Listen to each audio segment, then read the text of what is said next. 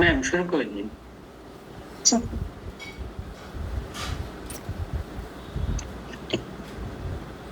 আসসালামু আলাইকুম। আজকের এফসিপিএস রেগুলার ব্যাচে সবাইকে স্বাগতম জানাচ্ছি। আমাকে অনলাইনে ক্লিয়ার হলে একটু, আপনারা যারা অনলাইনে আছেন আমাকে একটু জানান আমি ক্লিয়ার কিনা।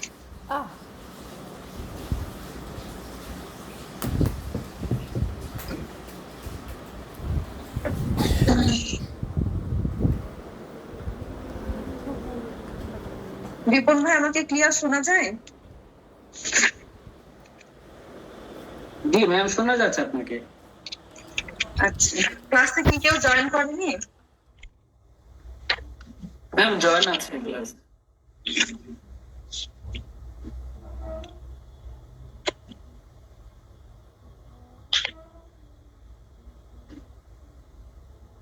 আচ্ছা আপুরা, আমাদের আজকের টপিক ছিল, আমরা জানি কি কি, আইইউজিআর আইইউডি। আইইউজিআর তো আমরা বলবো না, এখন আমরা বলবো কি? কেউ একজন বলেন তো এখন নতুন টার্ম কি বলবো?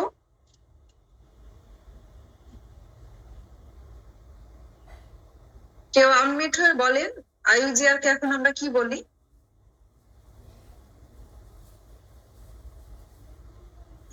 আচ্ছা, কেউ বলবে না। এখন আমরা বলবো কি এফজিআর, fetal growth restriction.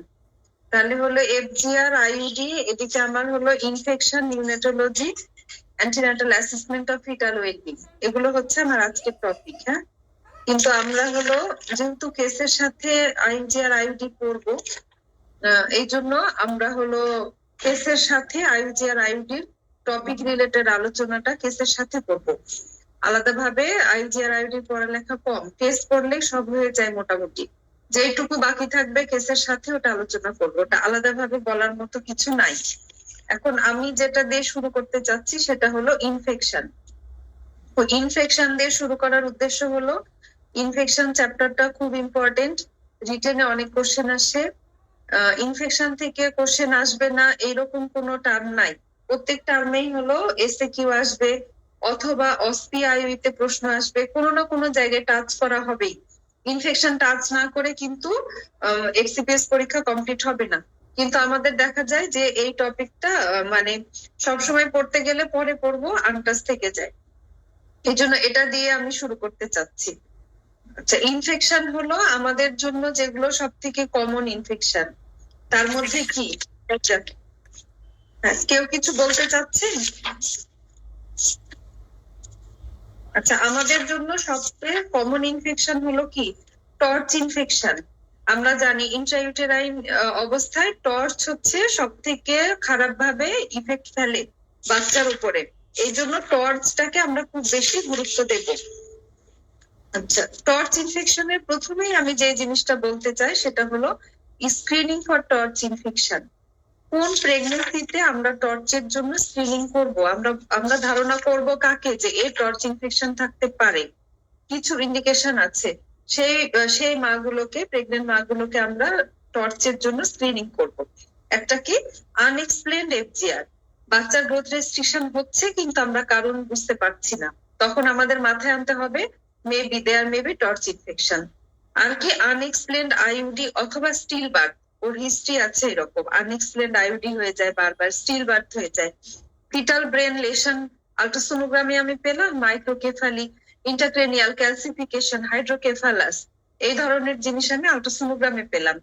Fetal hydrops পেলাম। তারপরে কি আদার কিছু সোনোগ্রাফিক মার্কার থাকতে পারে, যেমন হেপাটোস্প্লিনোমেগালি, ইকোজেনিক বাওয়েল, এই কেসগুলোকেও আমরা কিন্তু স্ক্রিনিং করব। আর একটা হলো প্রেগনেন্ট উইমেনের যদি র্যাশ নিয়ে আসে, হ্যাঁ, প্রেগনেন্ট উইমেন কিন্তু তার র্যাশ আছে, আমরা তাকেও হচ্ছে স্ক্রিনিং করব। আর একটা হলো প্রেগনেন্ট উইমেন যে কন্ট্যাক্টে গেছে, আমাকে হিস্ট্রি দিল যে এরকম একটা ডিজিজ পার্সনের কন্ট্যাক্টে গেছে একটা প্রেগনেন্ট উইমেন, তাহলে কি হবে? তাকেও হলো আমার টর্চের জন্য স্ক্রিনিং করতে হবে। তাহলে আমরা বুঝতে পারলাম তো যে indication of screening for torch infection, কাদেরকে আমরা স্ক্রিনিং করব। আপু একটু রেসপন্স করতে হবে, এর ক্লাসে যারা আছেন এ পর্যন্ত ক্লিয়ার কিনা?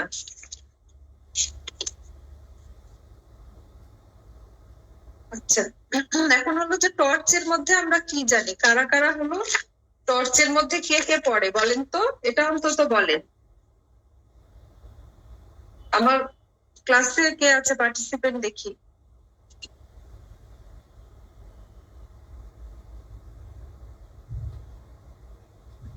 পার্টিসিপেন্টদের মধ্যে একজন বলেন যে টর্চের মধ্যে কি কি পড়ছে।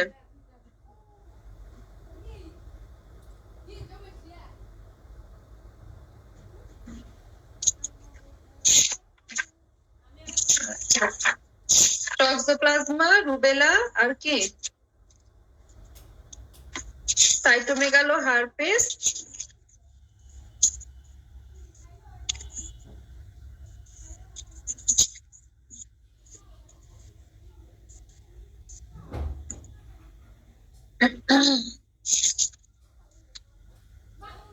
আচ্ছা এখন আমরা একটা একটা করে আসি।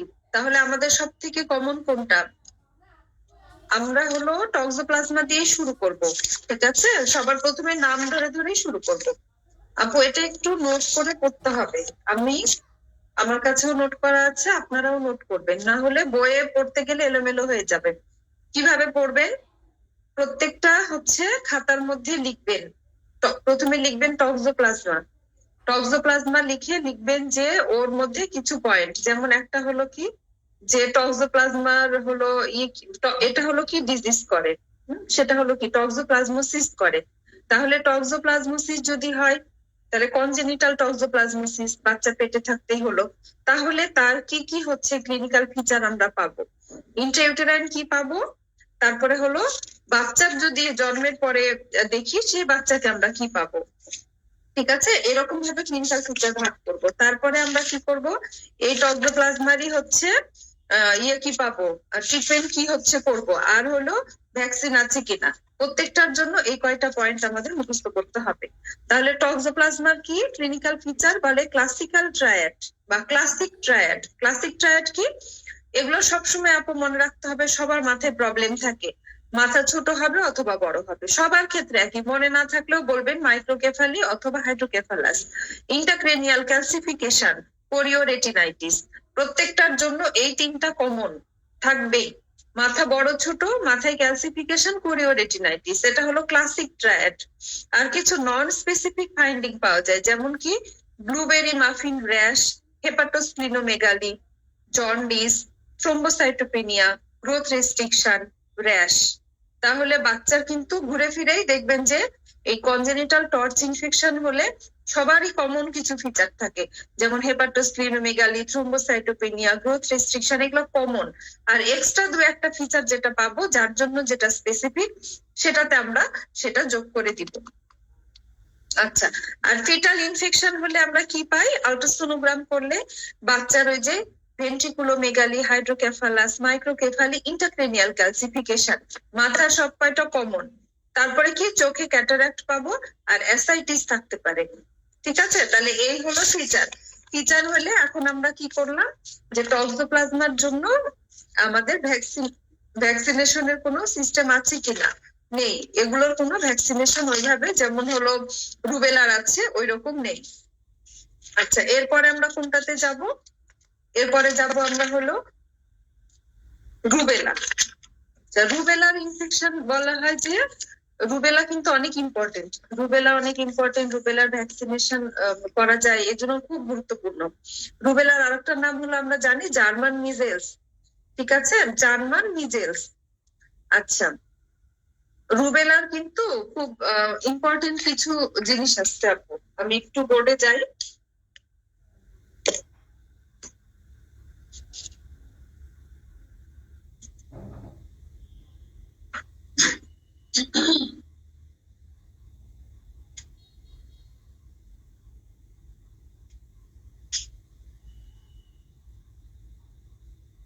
আমার কি বোর্ড ক্লিয়ার? রিপন ভাই বোর্ড কি ক্লিয়ার?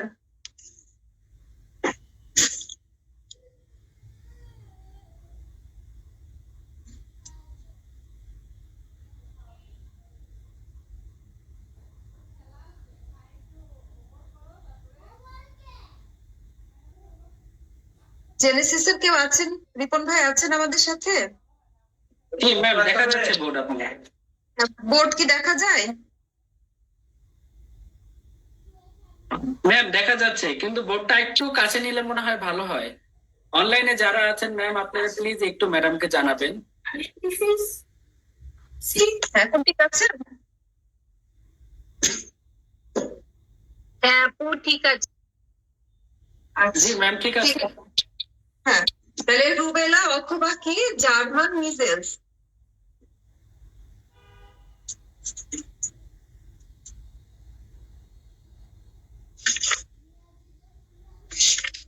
এটা থেকে আমরা কি শিখবো? Fetal affection.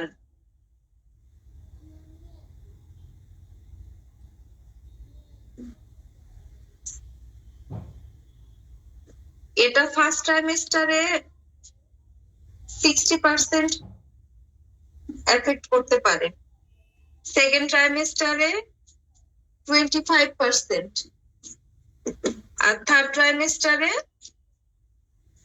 10%। আপনারা দেখেন পার্সেন্টেজ কিন্তু আস্তে আস্তে কমে যাচ্ছে। ফার্স্ট ট্রাইমেস্টারে অনেক বেশি 60%, সেকেন্ড ট্রাইমেস্টারে 25%, থার্ড ট্রাইমেস্টারে 10%। এই পার্সেন্টেজটা লাগবে আপু। এই পার্সেন্টেজটা আমাদের অস্পিতেও আসে, এই জন্য এটা শিখে রাখতে হবে। এটা সবাই নোট করে ফেলেন, এটা শিখে রাখতে হবে। আর কি করে? Congenital rubella syndrome. মায়ের পেটে থাকা অবস্থায় রুবেলা ইনফেকশন হলে কি হয়? কনজেনিটাল রুবেলা সিনড্রোম হয়। কনজেনিটাল রুবেলা সিনড্রোম, এটা হলো এই ডিজিজ প্রডিউস করে। রুবেলা ভাইরাস তাহলে কি ডিজিজ প্রডিউস করে? Congenital rubella syndrome.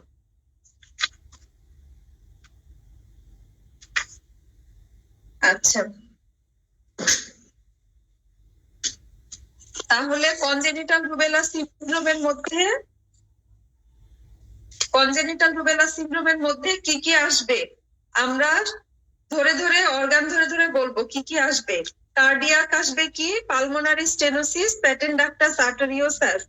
হার্টে কিন্তু অনেক প্রবলেম করলো। নিউরোলজিক্যাল হলো neurodevelopmental delayed speech, psychomotor dysfunction. তাহলে নিউরোলজিক্যাল, কার্ডিয়াক। চোখে কি করলো? Microphthalmia, congenital cataract, retinopathy. এদের কিন্তু কনজেনিটাল জন্ম থেকেই চোখে ক্যাটারাক্ট থাকে। আর হলো কানে কি করবে? Sensory neural deafness. হেমাটোলজিক্যাল করবে পারপুরা, থ্রোম্বোসাইটোপেনিয়া, ডায়াবেটিস, স্প্লিনোমেগালি। তাহলে এত কিছু করলো হলো কনজেনিটাল রুবেলা সিনড্রোম। আর ultrasono feature of congenital rubella syndrome কি? তাহলে আমরা করলে পাবো আবার ওই একই। কার্ডিয়াক পাবো হলো pulmonary artery stenosis, septal defect, cardiomegaly. Heart বড় হয়ে গেল, সেপ্টাল ডিফেক্ট থাকলো, পালমোনারি আর্টারি স্টেনোসিস থাকলো। ব্রেনে আমরা কি পাবো? ব্রেনে ভেন্ট্রিকুলো মেগালি পাবো, মাইক্রোকেফালি পাবো, ইন্ট্রাক্রেনিয়াল ক্যালসিফিকেশন পাবো। ব্রেনের জন্য কমন, কিচ্ছু মনে না থাকলেও তিনটা আমরা বলবোই সবার ক্ষেত্রে। অকুলার হচ্ছে ক্যাটারাক্ট থাকবে, মাইক্রোপথ্যালমিয়া থাকবে, আর আদার্স ওই যে ওগুলো আইউজিআর, তারপরে হাইড্রপস, স্প্লিনোমেগালি, পলিহাইড্রামিয়ন, অ্যাসাইটিস। এগুলো কিন্তু আপু সবার জন্য কমন। আর কিছু লেট ম্যানিফেস্টেশন আছে, মানে ওই বাচ্চাগুলো পরে যদি বেঁচে থাকলো যেগুলো, সেগুলো পরে কি কমপ্লিকেশন হতে পারে? পরে ওদের ডায়াবেটিস হতে পারে, thyroid dysfunction, hearing defect, glaucoma, hypertension, mental retardation, autism, তারপরে সাব অ্যাকিউট স্ক্লেরোজিং প্যানএনকেফালাইটিস। এত কিছু তাহলে ওদের হলো। আচ্ছা, রুবেলার আমরা জানি যে রুবেলা আমরা প্রিভেন্ট করতে পারি, প্রিভেন্টেবল। কি করতে পারি সেটা প্রিভেন্ট করার জন্য? আমরা হচ্ছে ভ্যাকসিন দিতে পারি, তাই না? রুবেলা ভ্যাকসিন নিয়ে অনেক কথা, কখন দেওয়া যাবে যাবে না। রুবেলা ভ্যাকসিন হলো চাইল্ডহুড ভ্যাকসিনেশনের মধ্যেই দেওয়া আছে। ফার্স্ট ডোজ হচ্ছে 12 থেকে 15 মাসে দেওয়া হয়, সেকেন্ড ডোজ 4 থেকে 5 বছর বয়সে দেওয়া হয়। এগুলো দিলে প্রোটেকশন হয় হচ্ছে 95 থেকে 97%। যদি এই ছোটবেলায় কেউ রুবেলা না নিয়ে থাকে তাহলে বড় হলেও রুবেলা ভ্যাকসিন দেওয়া যাবে। রিপ্রোডাক্টিভ এজে এসেও যদি নেগেটিভ হয় স্ক্রিনিং করে দেওয়া যাবে। আচ্ছা, আর হলো যে রুবেলা আরেকটা কি, যে এটা এয়ারবর্ন ট্রান্সমিশন, হ্যাঁ, এয়ারবোর্ন ট্রান্সমিশন হয়। আমরা হচ্ছে রেসপিরেটরি ড্রপলেটের মাধ্যমে ইনফেক্টেড হতে পারি। ট্রিটমেন্টের ক্ষেত্রে বলা আছে যে যদি 12 সপ্তাহের নিচে আক্রান্ত হয় তাহলে আমরা টার্মিনেশন অফার করতে পারি।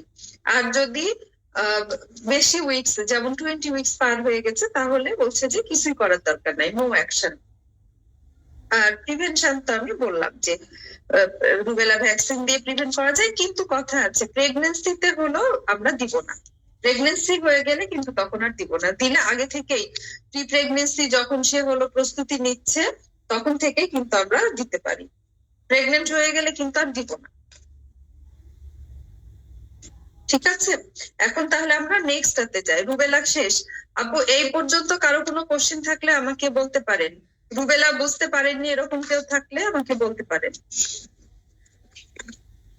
তো রুবেলা ভ্যাকসিন তো ইপিআই শিডিউল অনুযায়ী 9 আর 15 মাসে দেওয়ার নিয়ম। প্রেগনেন্ট লেডি যাদের রুবেলা ভ্যাকসিন দেওয়া হয় না, প্রি কনসেপশনাল কাউন্সিলিং এ আসছে, তাহলে ভ্যাকসিন দেওয়ার কত দিনের মধ্যে হচ্ছে প্রেগনেন্সি নেবে না? এটা কি 1 ইয়ার? না আপু, আগে বলতো হচ্ছে 1 মাস, এখন বলে 3 মাস। আচ্ছা, আর হচ্ছে সেক্ষেত্রে ডোজটা কেমন হবে আপু? কয় ডোজ ভ্যাকসিন হবে প্রি কনসেপশনাল কাউন্সিলিং? হ্যাঁ, 1 ডোজ হবে।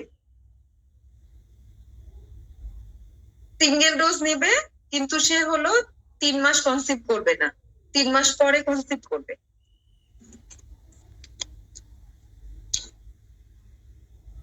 ঠিক আছে,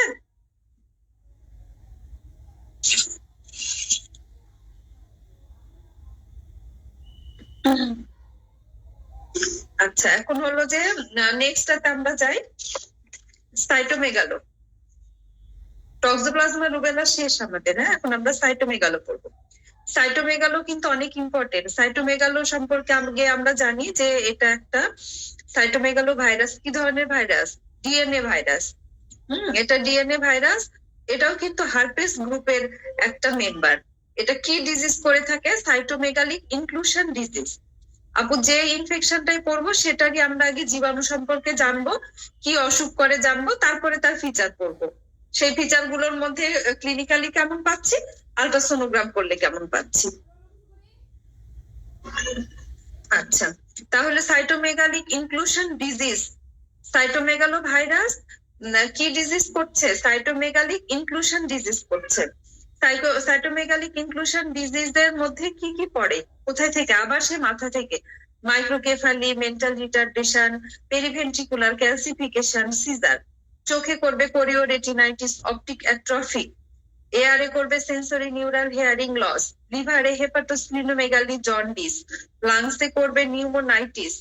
হার্টে করবে মায়োকার্ডাইটিস, হেমাটোলজিক্যাল থ্রোম্বোসাইটোপেনিয়া, পেটিকি। আর হলো ফিটাল গ্রোথ রেস্ট্রিকশন। আপু মোটামুটি কাছাকাছি। কারোর জন্য স্পেসিফিক কোনো পয়েন্ট থাকলে সেই পয়েন্টটা মনে রাখতে হবে, আর বাকিগুলো মোটামুটি সবার জন্য একই। তারপরে হলো ফিটাল ইনফেকশন হয়ে গেলে আল্ট্রাসোনোতে আবার কি পাবো? ওই যে মাইক্রোকেফালি, ভেন্ট্রিকুলোমেগালি, ইন্টারক্রেনিয়াল ক্যালসিফিকেশন, ইকোজেনিক বাওয়েল, তারপরে হেপাটিক ক্যালসিফিকেশন, এগুলো। আর সাইটোমেগালোর জন্য কিছু আরেকটু কথাবার্তা আছে, সেগুলো হলো যে সাইটোমেগালো ওই যে রুবেলার মতো উল্টা। রুবেলা করে ফার্স্ট ট্রাইমেস্টারে বেশি, তারপরে কম, এফেকশন কমে যায়। আর সাইটোমেগালোর উল্টা, সাইটোমেগালো ফার্স্ট ট্রাইমেস্টারে কম এফেক্ট করে, থার্ড ট্রাইমেস্টারে যায় বেশি। থার্ড ট্রাইমেস্টারে হলো 80%, আর ফার্স্ট এন্ড সেকেন্ড ট্রাইমেস্টারে হচ্ছে 40%। ঠিক আছে,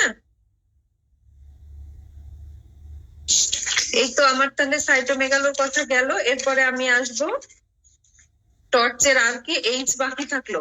আমার হারপেস সিমপ্লেক্স করতে হবে। আচ্ছা, হারপেস সিমপ্লেক্স ভাইরাস এখানে আমরা জানি 2 রকমের, human herpes virus type 1 and type 2। Congenital infection যদি হয় তাহলে কি ফিচার থাকবে? স্কিন ভেসিকেল থাকবে, আলসারেশন অথবা স্কারিং। স্কিনে যত সমস্যা, চোখ ড্যামেজ হয়ে যাবে, আই ড্যামেজ। তারপরে সিএনএস, সিএনএস এ মাইক্রোকেফালি, হাইড্রোকেফালাস। নিউনেটাল ইনফেকশন হয়, নিউনেটাল ইনফেকশন যদি হয় বাচ্চা হওয়ার পরে, তাহলে কি ফিচার পাওয়া যায়? এটাকে বলে SEM, skin I mouth disease. দেখেন ঘুরে ফিরেই হলো স্কিনের কথা। স্কিনে হবে কি ভেসিকুলার লেশন, আমরা তো জানি যে হার্পেস স্কিনে কি লেশন করে ভেসিকুলার। চোখে কি করবে কেরাটোকনজাংটিভাইটিস, তারপরে ক্যাটারাক্ট, কোরিওরেটিনাইটিস। মাউথে করবে আলসারেশন অন প্যালেট, টাং, মুখে আলসার করবে। হ্যাঁ, সিএনএস এ করবে সিজার, লেথার্জি, ট্রেমোর, তারপরে ইরিটেবিলিটি। আর একটা হচ্ছে ডিসিমিনেটেড ডিজিজ, এটা একদম ছড়াই যাবে। ডিসিমিনেটেড ডিজিজ হলে সিএনএস, স্কিন, আই এগুলোতে তো থাকবেই, তার সাথে লিভার, তারপরে হলো লিভারে হচ্ছে হেপাটাইটিস করলো, ফিভার হয়ে সেপ্টিসেমিয়া, ডিআইসি এগুলো করবে। আচ্ছা, তারপরে হলো আমরা যখন দেখলাম যে এরকম, এখন হলো এই সারফেসের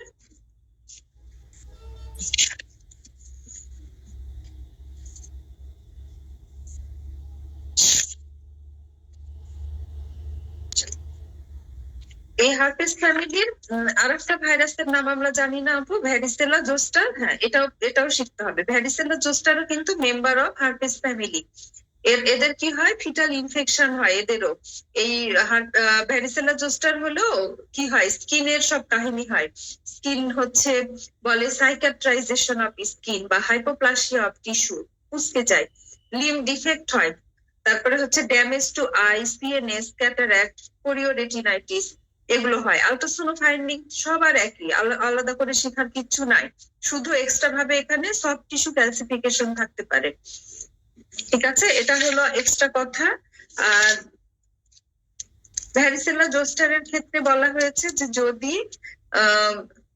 20 সপ্তাহের আগে মানে আর্লিতে যদি ইনফেক্টেড হয় তাহলে ভ্যারিসেলা জোস্টার এমব্রায়োপ্যাথি ডেভেলপ করতে পারে। Varicella zoster embryopathy. আর ট্রিটমেন্ট কি, ভ্যারিসেলা জোস্টার ইমিউনোগ্লোবুলিন দেওয়া হয়। আর ফিটাল ভ্যারিসেলা সিনড্রোম যদি অ্যাপিয়ার করে যায় তাহলে আমরা টার্মিনেশন অফার করতে পারি, সেই ক্ষেত্রে টার্মিনেশন অফার করতে পারি। আচ্ছা, এরপরে হলো হিউম্যান পার্ভো ভাইরাস, ছোট্ট কিন্তু খুব important. Human parvo virus B19 এরা কি করে, এরা চিলড্রেনে বাচ্চাদের ক্ষেত্রে ফেসিয়াল র্যাশ করে। এই যে দুই চিকে স্ল্যাপড চিক বলে, মানে গালে থাপ্পড় মারলে মানুষের গালে যেরকম লাল হয়ে থাকে ওই রকম লাল হয়ে থাকে। কনজেনিটাল ইনফেকশন হলে কি হয়, এটা অনেক ইম্পর্টেন্ট, ফিটাল হিমোলাইটিক অ্যানিমিয়া হয়, কার্ডিয়াক ফেলিওর হয়, আইইউডি হয়, নন ইমিউন হাইড্রপস হয়। এটা কিন্তু হিমোলাইটিক অ্যানিমিয়া করে। এই হলো হিউম্যান পার্ভো ভাইরাস। এটার একটা অনেক সময় জিজ্ঞেস করলে করতে পারে বা আইইউতে অস্ত্রিতে প্রশ্ন আসতে পারে যে কিভাবে হলো হিমোলাইটিক অ্যানিমিয়া করে। এটা প্লাসেন্টা ক্রস করে মা থেকে বাচ্চাতে যাওয়ার পরে এরা কি করে, এফেক্ট করে ব্লাড সেল প্রডিউসিং টিস্যুকে, যেমন কি red cell, progenitor cell in bone marrow, okay effect করে। তাহলে আর কোনো আরবিসি প্রোডাকশন হবে না, তখন অ্যানিমিয়া হবে। এদের হচ্ছে হাই আউটপুট কার্ডিয়াক ফেলিওর হয় অ্যানিমিয়ার জন্য। এটা হলো পার্ভো ভাইরাসের কথা। তাহলে মোটামুটি এগুলো শেষ। এখন আমাদের বাকি আছে সিফিলিস। সিফিলিস তো আমরা জানি সবাই মোটামুটি, সিফিলিসের অর্গানিজম ট্রিপোনেমা প্যালিডাম। বাচ্চার কি করে এরা, বাচ্চার হলো কিন্তু সিফিলিসে কিন্তু অনেক বেশি আবর্ষণ হয়, ফিটাল ডেথ হয়, তার সাথে সাথে হাইড্রোস্পিটালিস, প্রিটার্ম লেবারে চলে যায়, এফজিআর, কনজেনিটাল ইনফেকশন এগুলো হয়। কনজেনিটাল ইনফেকশন নিয়ে তাহলে আমরা এখন কথা বলবো। কনজেনিটাল ইনফেকশন হলে কখন কি হবে, আর্লিতে কি থাকবে, একদম 1-2 মাসের বাচ্চা যখন আমরা দেখবো তখন দেখবো যে স্নাফলস মানে কি, হিমোরেজিক ন্যাজাল ডিসচার্জ, নাক দিয়ে ওর ব্লাডি ডিসচার্জ আসবে, maculopapular rash, lymphadenopathy, hepatosplenomegaly, anaemia, thrombocytopenia, meningitis, fulminant sepsis খুব খারাপ হয়ে যেতে পারে।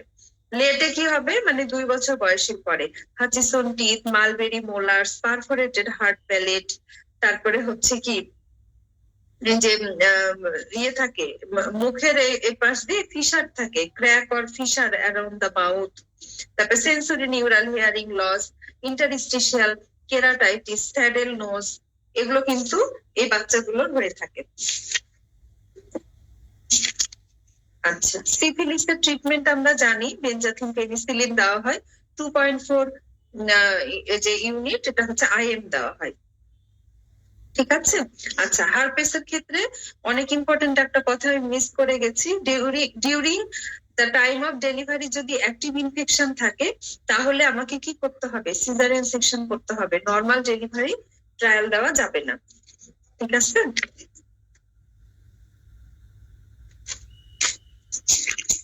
এই তো মোটামুটি আমার মনে হয় ইনফেকশন আমরা মোটামুটি কভার করে ফেলেছি। এখন আমি ইনফেকশন থেকে মানে এই যে কনজেনিটাল ইনফেকশন গুলো থেকে খুব ইম্পর্টেন্ট একটা জিনিস বলবো, সেটা হলো ইনভেস্টিগেশনের ইন্টারপ্রিটেশন। এটা কিন্তু অস্তিতে আসে, ঘুরে ফিরে বারবার আসে আপু। আইজিএম আইজিজির একটা কাহিনী আসছে এখানে, এটা একটু বুঝতে হবে, না হলে আমরা ঝামেলা করে ফেলবো। এটা বুঝতে হবে। আর আমাদেরকে একটু এইচআইভিটা পড়তে হবে। এইচআইভিটা আমি একটু বলে দিব, এইচআইভিটা অনেক ইম্পর্টেন্ট। এই তো মোটামুটি আমাদের তাহলে কনজেনিটাল ইনফেকশন শেষ হবে। তাহলে আমি ইন্টারপ্রিটেশনটা একটু বলে দিই। ইন্টারপ্রিটেশনটা বলতে আমি একটু বোর্ডে বলবো, আপনাদের যদি কোনো কনফিউশন থাকে আমাকে সাথে সাথে জিজ্ঞেস করবেন আপু, এটা না বুঝলে প্রবলেম হয়ে যায়।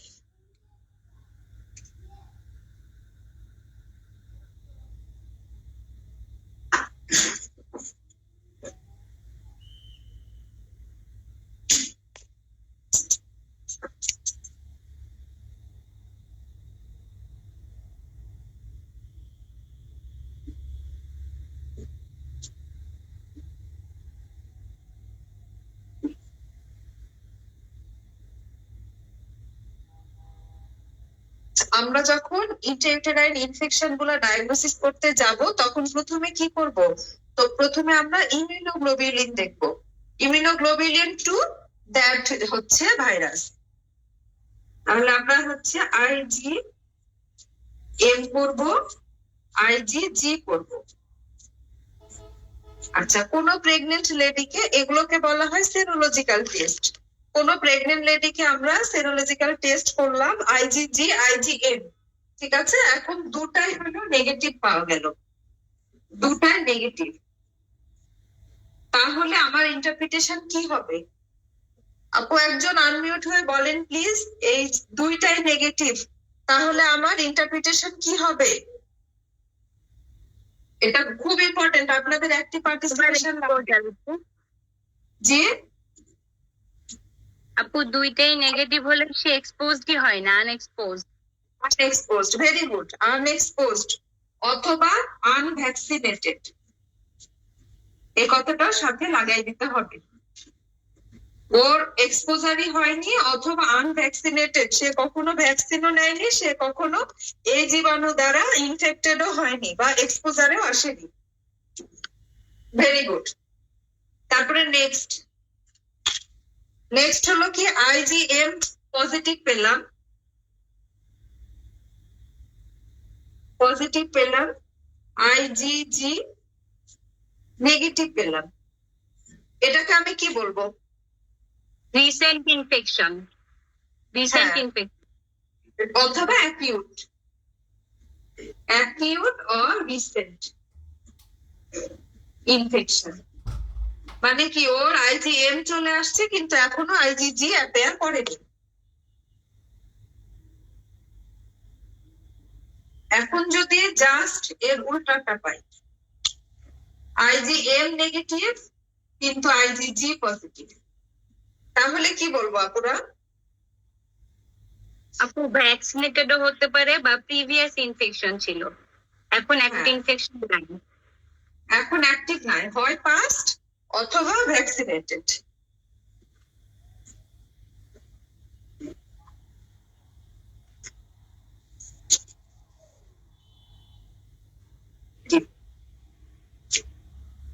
সেক্ষেত্রে আমরা কি বলবো? দুটাই পজিটিভ।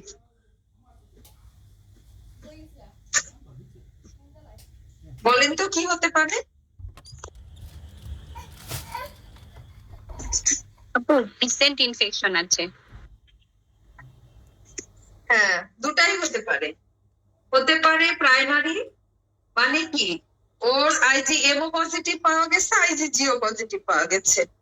আইজিজি পজিটিভ হওয়া পর্যন্ত আমরা টাইম পেয়েছি, তারপরে সেরোলজিক্যাল টেস্ট করেছি, তাই আমি দুটাই পজিটিভ পেলাম।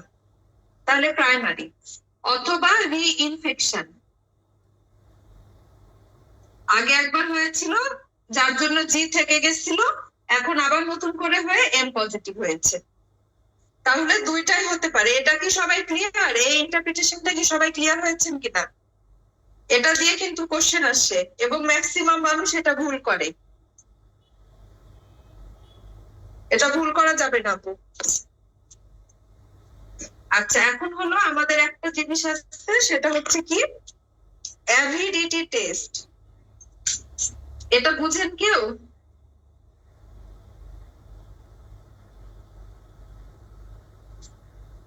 অ্যাভিডিটি টেস্ট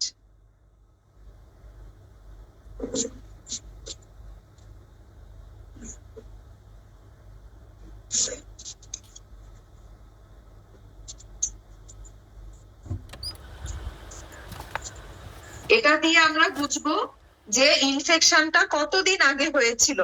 আমি তো শুধু অ্যান্টিবডি দিয়ে বুঝলাম যে ইনফেক্টেড, কিন্তু কতদিন আগে হয়েছিল সেটা বোঝার জন্য আমি অ্যাভিডিটি টেস্ট করব। টেস্ট করলে হাই অ্যাভিডিটি মানে ইনফেকশনটা অবশ্যই 3 মাস আগে হয়েছিল, আর লো অ্যাভিডিটি মানে ইনফেকশনটা উইদিন 3 মান্থে হয়েছে। ঠিক আছে? তাহলে আমরা জানি যে আইজিএম অ্যাপিয়ার করে কতদিনের মধ্যে? উইদিন 2 উইকস, 2 সপ্তাহের মধ্যেই এক্সপোজারের 2 সপ্তাহের মধ্যে আইজিএম অ্যাপিয়ার করে যায়। আইজিজি অ্যাপিয়ার করতে 2 সপ্তাহের বেশি সময় লাগে, আরো বেশিও লাগতে পারে। তাহলে প্রথম 2 সপ্তাহের মধ্যে টেস্ট করলে আমরা আইজিএম পাবো, আর 2 সপ্তাহের পরে আমরা টেস্ট করলে আইজিজি পাবো। আর কি কি টেস্ট করা যায়? সেরোলজি বাদ দিয়ে অ্যামনিওসেন্টিসিস করা হয় 18 সপ্তাহের পরে। এটা করলেও কিন্তু আমাদের হলো বোঝা যায় ভাইরাল অ্যান্টিজেন, এটা করে পিসিআর করে ভাইরাল অ্যান্টিজেন পাওয়া যায়। আচ্ছা, তাহলে মোটামুটি আমার কনজেনিটাল ইনফেকশন যেটা টর্চ আমি শেষ করতে পেরেছি। আপু, আপনাদের কোনো কোশ্চেন থাকলে আমাকে এই নিয়ে জিজ্ঞেস করতে পারেন। এরপরে আমি একটু এইচআইভি বলবো। এইচআইভি বলে ইনফেকশনটা আমি শেষ করে দিতে চাই। ইনফেকশন আমি যেভাবে বললাম এইভাবে আপু খাতায় লিখে ফেলবেন, গুছায় ফেলবেন। যে যে পয়েন্ট গুলো বলেছি মনে আছে? পয়েন্ট গুলোর নাম হলো কি ভাইরাস, কোন গ্রুপের ভাইরাস, কি ডিজিজ করে, সেই ডিজিজের ক্লিনিক্যাল ফিচার কি,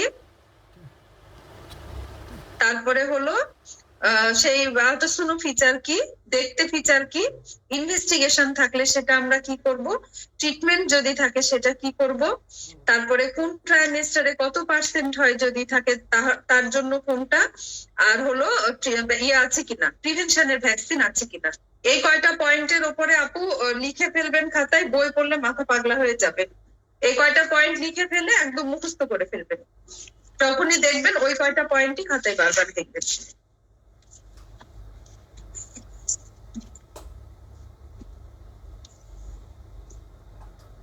আচ্ছা, এবার হলো একটু এইচআইভি নিয়ে বলি আপু। এইচআইভির আপু অনেক জায়গায় অনেক রকম ইনফরমেশন থাকে এবং অনেক সময় দেখা যায় এইচআইভির ইনফরমেশন একটু কন্ট্রাডিক্ট করে।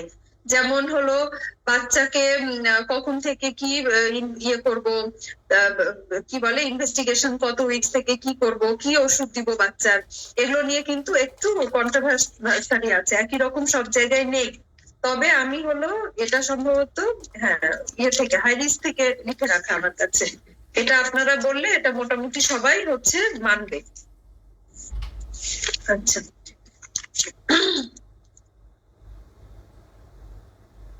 এইচআইভি হলো আমরা জানি যে এইচআইভি ভাইরাসটা কি বলেন তো?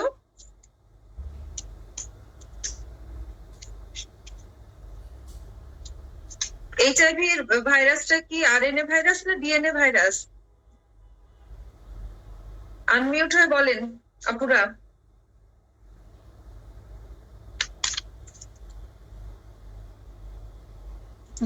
বলবেন না কেউ? আরএনএ ভাইরাস আপু, রিভার্স ট্রান্সক্রিপ্টেড এনজাইম আছে। RNA virus, thank you. আচ্ছা, এখানে কিছু কথা আছে। এইচআইভি যখন ডিজিজ প্রডিউস করে তখন 4টা স্টেজ থাকে। 4টা স্টেজিং করি আমরা, স্টেজ 1, 2, 3, 4।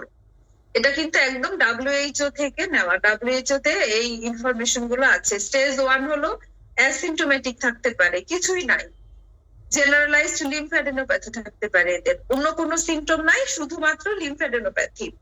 আপু আমার মনে হয় এই ইনফরমেশন গুলো একটু লিখে নেন, কারণ এগুলো গ্যাদার করতে আমার অনেক কষ্ট হয়েছে। আপনারা একটু লিখে নিলে আপনাদের জন্য যদি একটু ইজি হয় পড়াটা। স্টেজ 2 তে কি পাওয়া যায়? আনএক্সপ্লেইনড ওয়েট লস, এদের ওয়েট লস হতে থাকে, আর কিছু আদার্স ইনফেকশন হতে থাকে, যেমন কি RTI, তারপরে হলো ফাঙ্গাল ইনফেকশন, হারপেস হচ্ছে, ওরাল আলসার হচ্ছে, মানে কি ইমিউনো কম্প্রোমাইজড হয়ে যাচ্ছে। আমরা জানি HIV তে ইমিউনিটি কমে যায়, হ্যাঁ, ইমিউনিটি কমে যায়, CD4 সেল কাউন্ট কমে যায়, এই জন্য তখন এদের এগুলো ইনফেকশন হতে থাকে। স্টেজ 3 তে কি হয়? এদেরও আনএক্সপ্লেইনড ওয়েট লস থাকে, তার সাথে কি হয়? Persistent diarrhoea, persistent fever, candidiasis, unexplained pancytopenia, এগুলো হতে থাকে। স্টেজ 4 এ কি হয়? HIV wasting symptom. HIV wasting সিমটমে কি হয়? নিউমোসিস্টিস ক্যারিনি নিউমোনিয়া হয়, হ্যাঁ, স্টেজ 4 এ এগুলো হয়। আর কি কিছু ম্যালিগনেন্সি হয়, যেমন ক্যাপোসি sarcoma, invasive cancer cervix, cytomegalo infection, এগুলো হয়। এরা ইমিউনিটি এদের সাপ্রেস হওয়ার কারণে দেখা যায় এই ইনফেকশন গুলা হয়, এত খারাপ কন্ডিশনে চলে যায়, এটা স্টেজ 4 এ। আচ্ছা, WHO এর 4টা প্রং আছে, আমরা জানি 4 প্রং, এটাকে বলে যে প্রিভেন্ট, মানে কি করতে চায় WHO, এদের কি অ্যাপ্রোচ কি? একটা হলো যে prong 1, primary prevention of HIV among women of child bearing age. Prong 1 হলো যে চাইল্ড বিয়ারিং এজে আমরা ইনফেকশন হতে দিবই না, চাইল্ড বিয়ারিং এজে ইনফেকশন হতে দিবই না। প্রং 2 হলো prevention of unintended pregnancy among women living with HIV। তাহলে কি যারা HIV এর সাথে বসবাস করছে সেই সব উইমেনদের আমরা প্রেগন্যান্সি হতে দিচ্ছি না, প্রিভেন্ট করছি। প্রং 3 হলো prevention of HIV transmission from a women living with HIV to her infant, তাহলে মা থেকে বাচ্চাতে হতে দিব না। আর 4 নম্বর হলো provision of appropriate treatment, care and support of women and their child and families. তার মানে কি এখন আমাদের আর আটকানোর উপায় নেই, এখন সাপোর্ট দিতে হবে মাকে, বাচ্চাকে এবং ফ্যামিলিকে। এটা কি বোঝা গেছে আপু? Prevention of HIV WHO 4 prong, সহজ কিন্তু। আচ্ছা, এরপরে আসি আমরা HIV হলো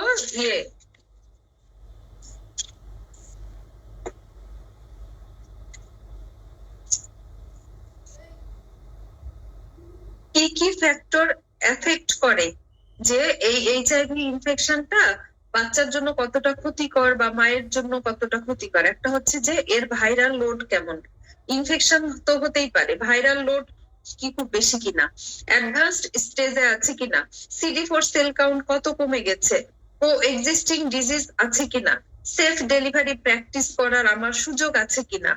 তারপরে হলো মিক্সড ফিডিং, এটা কিন্তু খুব খারাপ, মিক্সড ফিডিং হওয়া যাবে না। ইনভেস্টিগেশন আমরা কি করব? স্ক্রিনিং করব এলাইজা দিয়ে, আর র্যাপিড HIV টেস্টিং কিট পাওয়া যায়, সেটা দিয়ে আমরা টেস্ট করতে পারি। ভাইরাল লোড দেখবো, CD4 কাউন্ট দেখবো, আর হলো আদার কোনো STD আছে কিনা সেটা স্ক্রিনিং করব। তাহলে এই হলো আমাদের ইনভেস্টিগেশন। প্রেগনেন্ট উইমেন যদি HIV আক্রান্ত হয় তাহলে তার জন্য কি ড্রাগ অপশন আছে আমাদের? এখন তাদের জন্য ড্রাগ অপশন হলো যে B+, হ্যাঁ, B+ ART, মানে কি anti retroviral therapy, B+ option যেটা। B+ অপশনের মধ্যে কি কি দিব আমরা? টেনোফোভির, ল্যামিভুডিন, ইফাভিরেঞ্জ, TLE, টেনোফোভির, ল্যামিভুডিন, ইফাভিরেঞ্জ। বাবুকে কি দিব? বেবিকে নেভিরাপিন দিব ফ্রম বার্থ, জন্ম থেকে নেভিরাপিন দিব টু 6 উইকস পর্যন্ত বাচ্চাকে, হোয়াট এভার হার ফিডিং, সে যাই থাক না কেন। অ্যাডিশনাল ট্রিটমেন্ট কি দিচ্ছি? ভ্যাকসিনেশন। ভ্যাকসিনেশন আমরা ওকে কি কি দিব? হেপাটাইটিসের ভ্যাকসিন দিব, নিউমোকক্কাল দিব, ইনফ্লুয়েঞ্জা দিব, আর CD4 ভাইরাল লোড, এগুলো 3 মাস পরে পরেই আমরা মনিটরিং করবো। তাহলে প্রেগনেন্ট মাকে আমরা এগুলো দিয়ে মনিটরিং করবো। আচ্ছা, তারপরে হলো বাচ্চা হওয়ার পরে আমরা হলো কি কি করব, যে কথাটা আমি প্রথমে বলছিলাম যে কত উইকস থেকে কি করব, এটা নিয়ে একটু কন্ট্রোভার্সি আছে। এটা হচ্ছে এইচআইভি এক্সপোজড নিউনেট মানে মা পজিটিভ, তাহলে তাকে আমরা কি করব, 0 to 2 ডেজ এর মধ্যে আমরা পিসিআর করব। 0 to 2 ডেজ এর মধ্যে যদি পজিটিভ পাই তখন তাহলে অ্যান্টিরেট্রোভাইরাল থেরাপি শুরু করব।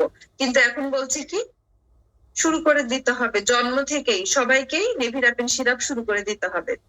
তারপরে 6 সপ্তাহে আমরা কি করব, 6 সপ্তাহে আমরা করব যে আবার ওকে টেস্ট করব, আর আরেকটা করব 9 মাসে করব।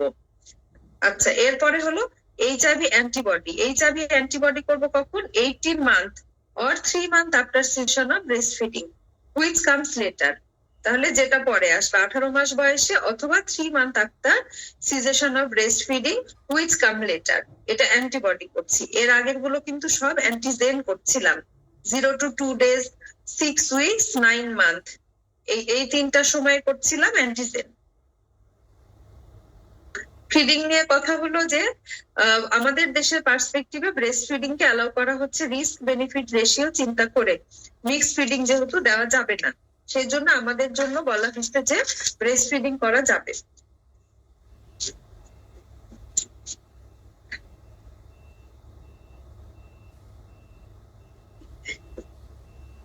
তাহলে বাচ্চাকে আমরা কি করছি, নেভিরাপিন সিরাপ দিচ্ছি 6 সপ্তাহ পর্যন্ত ডেইলি, তারপরে 6 সপ্তাহে তো আবার পিসিআর করছি, করে যদি পজিটিভ পাই তাহলে কি করব, অ্যান্টিরেট্রোভাইরাল ট্রিটমেন্ট দিব। আর যদি নেগেটিভ পাই তাহলে রিপিট পিসিআর করতে হবে আবার, ওই যে 18 মাসে যে আবার আমি দেখবো অ্যান্টিবডিটা দেখবো, অথবা হচ্ছে যে 3 month after cessation of breastfeeding করে তখন যদি পজিটিভ পাই ট্রিটমেন্ট দিব, নেগেটিভ পেলে আর কোনো ট্রিটমেন্ট দেওয়ার দরকার নেই। আচ্ছা, ইন্ট্রাপার্টাম কেয়ার নিয়ে কথা আছে একটু। ইন্ট্রাপার্টাম কেয়ার হলো যে আগে বলা হতো যদি ভাইরাল লোড অনেক বেশি থাকে তাহলে সিজার করতে, ভাইরাল লোড কম থাকলে নর্মাল ডেলিভারি অ্যালাউ করা যাবে, কিন্তু এখন বলা হচ্ছে যে অ্যান্টিরেট্রোভাইরাল থেরাপিতে থাকলে তার ভাইরাল লোড এমনি কম থাকে, ভাইরাল লোড অত বেশি হয় না। হ্যাঁ, সেই জন্য সিজারিয়ান সেকশন এখন আর ইন্ডিকেটেড না। অবস্টেটিক ইন্ডিকেশন অনুযায়ী আমরা হলো ইন্টারপার্টাম ওর হলো ইয়ে করব, ঠিক করব, প্ল্যান অফ ডেলিভারিটা, মোড অফ ডেলিভারিটা ঠিক করব। আচ্ছা, এখন হচ্ছে যে যদি নর্মাল ডেলিভারি আমরা অ্যালাউ করি তাহলে সেই ক্ষেত্রে আমাদের কি করতে হবে, আমরা জানি যে যে ইউনিভার্সাল যেটা আমাদের ইয়ে কি বলে এটাকে, প্রিকশন যেটা মেনটেন করতে হবে। আমাদের হচ্ছে সবাই স্টাফ যারা থাকবে, ডক্টর, তারপরে মিডওয়াইফ এবং ওখানে হলো সার্ভিস প্রোভাইডার, সবাইকে হচ্ছে ইউনিভার্সাল প্রিকশনটা মেনে চলতে হবে, যেহেতু এটা ইয়ে হওয়ার চান্স থাকে সবার মধ্যে। আর হচ্ছে আর্লি কট ক্ল্যাম্প করতে হবে বাচ্চা হওয়ার পরে, তারপরে বাচ্চাকে এখানেই আমরা বাথিং করাই দিব। হ্যাঁ, তারপরে হলো জেন্টলি ক্লিন করব, কিন্তু যে সাকার টাকার এগুলো অ্যাভয়েড করব, কিছুই দিব না। Prolong labour, ARM, PV examination সবকিছু অ্যাভয়েড করব। আর হলো ইনভিসিভ কোনো ফিটাল মনিটরিং, ইনস্ট্রুমেন্টাল ডেলিভারি এগুলো চেষ্টা করব না করার। আর হলো পিপিএইচ হওয়া যাবে না, তার জন্য আমরা ব্লাড রেডি রাখবো। আর ইউনিভার্সাল সেফটি তো অবশ্যই রেডি থাকবে। এই হলো আমার এইচআইভি ইন্ট্রাপার্টাম হচ্ছে ইয়ে প্রিকশন। এখন আসি আপু, এইচআইভি যেটা সব থেকে ইম্পর্টেন্ট সেটা হলো কতগুলো পার্সেন্টেজ আছে। আপনাদের জন্য যেটা লাগবে সেটা হলো কতগুলো পার্সেন্টেজ আছে। পার্সেন্টেজ গুলো কি, যে মা থেকে বাচ্চা ট্রান্সমিশনের পার্সেন্টেজ, কত পার্সেন্ট কত উইকস এ ট্রান্সমিশন হয় এইটাই। আমরা জানি ট্রান্সমিশন দুইটা রুটে হয়, একটা হলো প্রেগনেন্সিতে থাকতে ট্রান্সপ্লাসেন্টাল, আর একটা হলো ডিউরিং ডেলিভারি, আর একটা হলো ডিউরিং ব্রেস্ট ফিডিং। তিনটা, প্রেগনেন্সিতে, ডেলিভারির সময়, আর হলো ব্রেস্ট ফিডিং এর সময়। এখন আমরা পার্সেন্টেজটা শিখে ফেলব।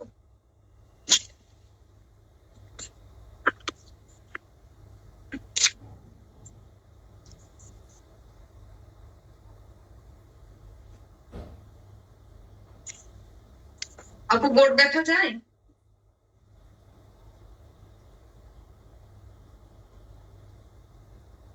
আচ্ছা, ডিউরিং প্রেগনেন্সি 0 থেকে 14 উইকস, এই সময়ে 1%। ট্রান্সমিশন হচ্ছে এই সময় 1%, 14 থেকে 36 এই সময় হচ্ছে 4%, তারপরে 36 থেকে লেবার এই সময় 12%, ডিউরিং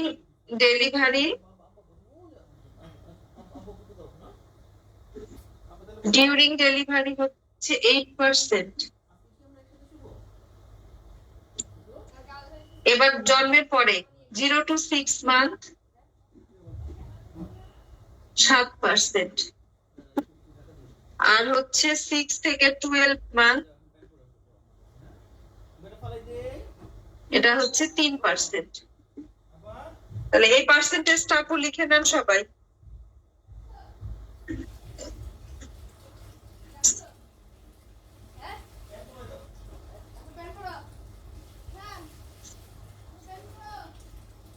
আচ্ছা, একটা হলো ব্রেস্ট ফিডিং দিয়ে কথা আছে যে ওভারঅল উইথ ব্রেস্ট ফিডিং এর চান্স হচ্ছে 20 থেকে 25%, ব্রেস্ট ফিডিং করলেও এত পার্সেন্ট চান্স।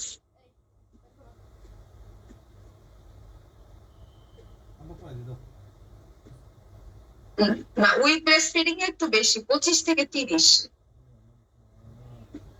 আর উইদাউট ব্রেস্ট ফিডিং এ হচ্ছে 20 থেকে 25, উইদাউট ব্রেস্ট ফিডিং হচ্ছে 20 থেকে 25।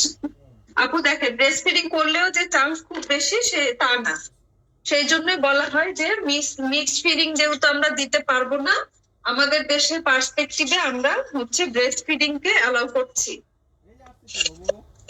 ঠিক আছে, আমাদের দেশের পার্সপেক্টিভে আমরা ব্রেস্ট ফিডিং কে অ্যালাউ করছি, কারণ আমরা তো মিক্সড ফিডিং দিব না। আচ্ছা, এই হলো আমাদের এইচআইভি পড়ালেখা। এইচআইভি শেষ, তাহলে আমরা ইনফেকশন কমপ্লিট করে ফেলেছি। ইনফেকশন কমপ্লিট, আমি এখন হলো নেক্সট টপিকে যাব। আপু আমি একটু 5 মিনিট ব্রেক নিয়ে শুরু করছি, জাস্ট 5 মিনিট। রিপন ভাই কি আছেন?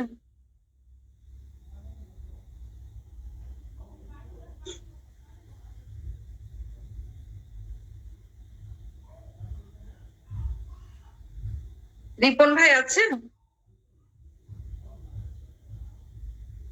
জেনেসিস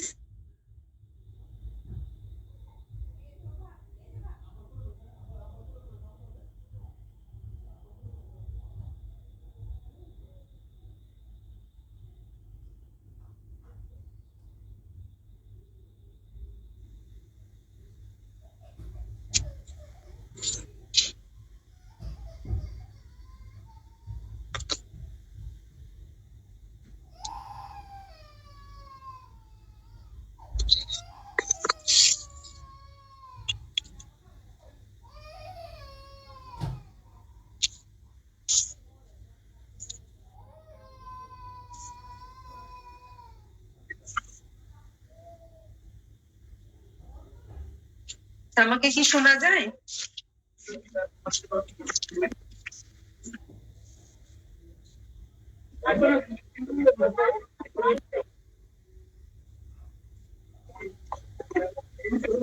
ম্যাম শোনা যাচ্ছে।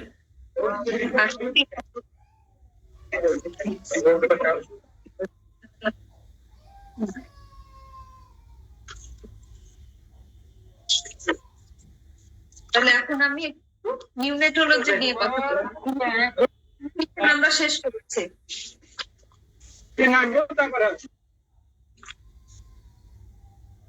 ইনফেকশন এটা নিউনেটোলজিটা পাঠাই।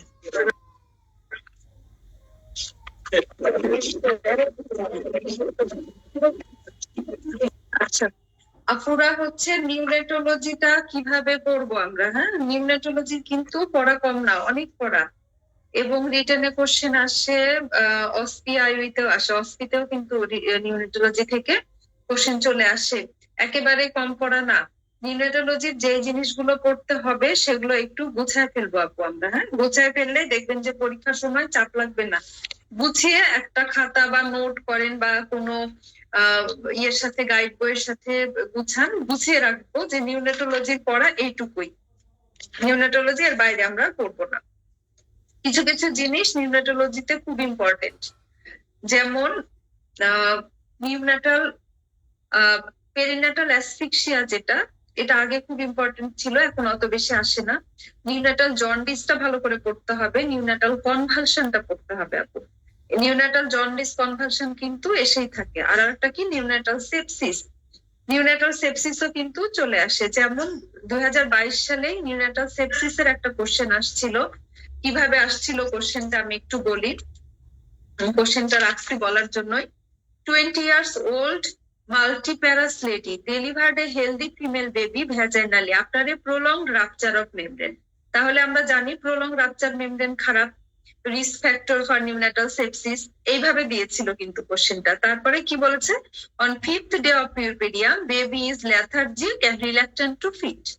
তাহলে দেখেন এই ল্যাথার্জিক, খাচ্ছে না বাচ্চা, এগুলো বললে আমাদেরকে বুঝতে হবে নিউনেটাল সেপসিস। এখানে কিন্তু ফিভারের কথা বলেনি। তাহলে দেখেন ফিভার অত বেশি ইম্পর্টেন্ট পয়েন্ট না, তার থেকেও বেশি ইম্পর্টেন্ট হলো ল্যাথার্জিক এবং রিল্যাক্টেন্ট টু ফিড। এই কথাটা দিলে আপনি মানে ফার্স্ট আপনার মাথায় স্ট্রাইক করবে যে এটা বলতে যাচ্ছে নিউনেটাল সেপসিস। তাহলে এটা নিয়ে কোশ্চেন কি ছিল, পোস্ট প্রবাবল ডায়াগনোসিস। এখানে কিন্তু অনেকে ডায়াগনোসিস নিয়ে একটু কনফিউশনে পড়ে গেছিল, কি দিব, এটা অবশ্যই সেপসিস। তারপরে কি, কিভাবে ম্যানেজ করবো আমরা, আমি এর আগের ক্লাসেও বলেছি, ছোট কোশ্চেন যেটা আমাদের এসএকিউ কোশ্চেনে কিন্তু দেখেন 5 মার্ককে 2-3টা স্ট্রিমে ভাগ করে দিবে, এবং ওইটুকুর জন্য আমি কতটুকু লিখবো এটা একদম আমাকে গুছিয়ে রেডি রাখতে হবে। আমি অনেক কথা তো লিখতে পারবো না, অল্প মার্কস যেহেতু আমার এখানে। তাহলে ম্যানেজ কিভাবে করব, ম্যানেজ করতে গেলে আমার 3টা পয়েন্ট আনতেই হবে, হিস্ট্রি, এক্সামিনেশন, ইনভেস্টিগেশন। হিস্ট্রিতে খুব ইম্পর্টেন্ট, যেখানে আমার একটা রিস্ক ফ্যাক্টর ছিল কি প্রলং রাপচার মেমব্রেন, তাহলে এটা আমাকে আনতে হবে যে প্রলং রাপচার অফ মেমব্রেনের হিস্ট্রি ছিল। আর কি হিস্ট্রি নিব আমি, এই বাচ্চাটা হওয়ার পরেই ও নিউনেটাল অ্যাডমিশন লেগেছিল কিনা, যেহেতু 5 দিন পরের হিস্ট্রি বলছে, তাহলে এই 5 দিনের মধ্যে অ্যাডমিশন লেগেছিল কিনা, মেকানিক্যাল ভেন্টিলেশন লেগেছিল কিনা। এক্সামিনেশনে আমি বেবি দেখবো, বেবি ল্যাথার্জিক তো বলেই দেওয়া আছে, এর সাথে দেখবো টেম্পারেচার কেমন, হাইপো নাকি হাইপারথার্মিয়া, দুটাই থাকতে পারে।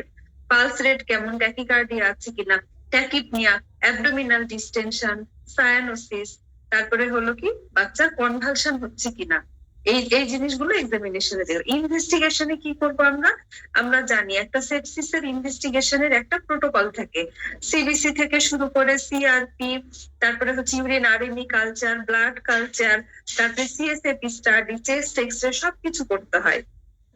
তারপরে হচ্ছে কি করব, ট্রিটমেন্টের মধ্যে প্রিন্সিপাল আছে, ট্রিটমেন্টে লিখতে পারলে লিখবো, সব প্রশ্নে না লিখলেও সমস্যা নাই। অ্যান্টিবায়োটিক দিতে হবে, সাপোর্টিভ কেয়ার দিতে হবে, অ্যাডজুভেন্ট থেরাপি দিতে হবে, ম্যানেজমেন্ট অফ কমপ্লিকেশন এন্ড হচ্ছে প্রিভেনশন। আমার অ্যান্টিবায়োটিক আমরা কি দিব, আমরা সাধারণত বাচ্চাদেরকে অ্যাম্পিসিলিন, জেন্টামাইসিন দিয়ে শুরু করি। Ampicillin 150 milligram per KG BD ডোজে, জেন্টামাইসিন হচ্ছে 3 to 4 milligram per KG per ডোজে। এখন হলো supportive therapy, very very important. Antibiotic গেছে, এখন সাপোর্টিভ কি, থার্মাল কেয়ার, বাচ্চা হাইপো থাকলে ওকে ওয়ার্ম রাখতে হবে, হাইপার থার্মিয়া থাকলে স্পঞ্জিং করতে হবে, রেসপিরেটরি ডিস্ট্রেস থাকলে অক্সিজেন দিতে হবে, আর যদি খুব খারাপ হয় মেকানিক্যাল ভেন্টিলেশন লাগবে। হাইপোটেনশন হলে ডোপামিন দিব, সিজার হলে অ্যান্টিকনভালসেন্ট দিব। এই হলো আমার আইভি ফ্লুইড এন্ড নিউট্রিশন দিব। এই হলো সাপোর্টিভ থেরাপি। এরপরে অ্যাডজুভেন্ট কি, ইমিউনোগ্লোবিউলিন দিতে পারি আমি, monoclonal antibody, fresh frozen plasma, whole blood, exchange transfusion, যার জন্য যেটা প্রয়োজন আমি তাকে সেটাই দিব। আর আরেকটা নতুন নিউয়ার হচ্ছে পেন্টক্সিফাইলিন। যে কোনো কিছু নিউয়ার আমরা যদি জানি অবশ্যই লিখে দিব আপু, আমার কাছে না চাইলেও আমি লিখে দিব। কোশ্চেনের মধ্যে নিউয়ার থেরাপি লিখলে কোশ্চেনের মান অনেক বেড়ে যায়, এখানে আপনি দেখবেন যে মার্কস ক্যারি করবে ভালো। তাহলে এই যে এই প্রশ্নটাকে আমি এভাবে করে গুছাই লিখলাম, এই যে আসছে আমাদের। তাহলে এটা গেল আমার ইয়ের উপরে, সেপসিসের উপরে। এইরকম করে আপু শর্ট নোট এসকিউ রেডি করে রাখবেন, শর্ট নোট রেডি রাখবেন, তাহলে সব অ্যান্সার হয়ে যাবে, কনভালশন, জন্ডিস, সবকিছুর উপরে। আচ্ছা, আর একটা আসে, মাঝে মাঝে আসে, এখন অত বেশি আসে না, সেরেব্রাল পালসি। এটা অনেকদিন আগে এসেছিল, তারপরে একবার পড়ে রাখতে হবে। মেকোনিয়াম অ্যাসপিরেশন সিনড্রোম, এটা একটু পড়বেন। শর্ট নোট হিসাবে।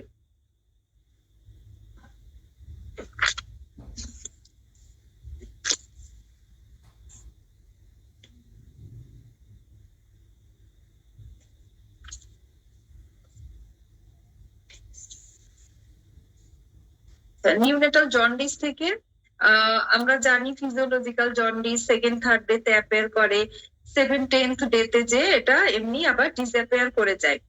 এটা হলো ফিজিওলজিক্যাল জন্ডিসের ক্ষেত্রে। টার্ম বেবির জন্য নর্মাল রেঞ্জ কত, প্রি টার্মের জন্য কত, আমরা এগুলো একটু জানবো। টার্মের নর্মাল রেঞ্জ হচ্ছে 6 to 8 মিলিগ্রাম পার ডিএল, আর প্রি টার্মের জন্য হলো 12 to 15 milligram per DL. Neonatal জন্ডিসের কজ শিখবো আমরা, হ্যাঁ, causes of neonatal jaundice. Investigation কি করব, এটা ভালো করে শিখে রাখতে হবে।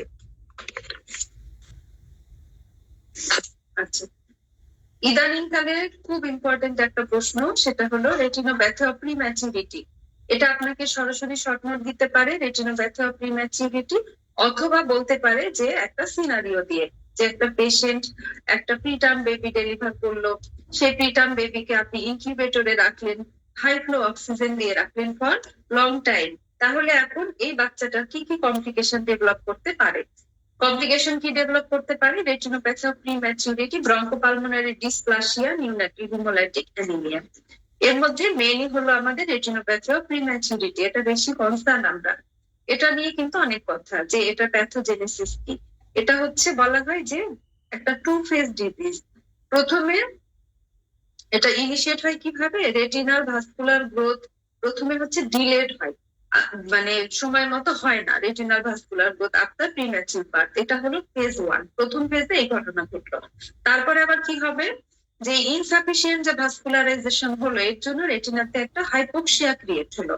সেই হাইপোক্সিয়া যখন মানে রিলিজ হবে কিছু স্টিমুলেটিং ফ্যাক্টর, তখন এই হাইপোক্সিয়া আবার প্রিসিপিটেট হবে, হয়ে কিছু ফ্যাক্টর রিলিজ করবে, যার ফলে সেই ফ্যাক্টর গুলোর জন্য আবার অ্যাবনর্মাল ভাস্কুলার গ্রোথ হবে। এই অ্যাবনর্মাল ভাস্কুলার গ্রোথ হওয়াটাই হচ্ছে ফেজ 2। তাহলে প্রথমে হলো কি, ডিলেড গ্রোথের জন্য হাইপোক্সিয়া হলো, হাইপোক্সিয়ার জন্য কিছু ফ্যাক্টর রিলিজ হয়ে আবার সেই গ্রোথটা অ্যাবনর্মাল হচ্ছে। এই যে অ্যাবনর্মাল যে গ্রোথ, এটার কারণে কিন্তু আমার রেটিনোপ্যাথি অফ প্রিম্যাচুরিটিটা হয়। আচ্ছা, এখানে ভাস্কুলার এন্ডোথেলিয়াল গ্রোথ ফ্যাক্টর, এটা হচ্ছে একটা important oxygen related factor, regulated factor.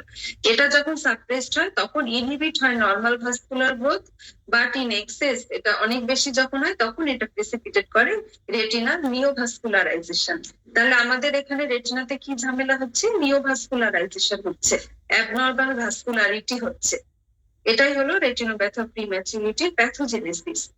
তাহলে এটা হয়ে সিকুইলিটা কি হবে, মোস্ট বেবি যেটা মাইল্ড টু মডারেট আরওপি, সেটা গোজ অ্যাওয়ে, কোনো প্রবলেম হবে না, উইদাউট এনি স্কারিং অথবা ভীষণ লস, কোনো প্রবলেম ছাড়াই ভালো হয়ে যাবে। কিন্তু যেটা অ্যাডভান্সড আরওপি, সেখানে কি হবে, রেটিনা পার্শিয়ালি অথবা কমপ্লিটলি পুল অ্যাওয়ে, ছিঁড়ে গেল, রেটিনাল ডিটাচমেন্ট হয়ে গেল, দিয়ে সে ব্লাইন্ড হয়ে যেতে পারে বাচ্চা। আর যেটা হলো একদম অ্যাডভান্সড আরওপি, তাদের অনেক সময় লেজার ট্রিটমেন্টও লাগে, অথবা যে অ্যান্টি ভিজিএফ থেরাপি দিতে হয় বাচ্চার চোখে। এই জন্য এখন আরওপি স্ক্রিনিংটা খুব ইম্পর্টেন্ট। হ্যাঁ, আরওপি স্ক্রিনিং করা হয়, যেগুলো প্রি ম্যাচিউর বাচ্চা তাদেরকে রেটিনোপ্যাথি অফ প্রিম্যাচুরিটি স্ক্রিনিং করতে হয়।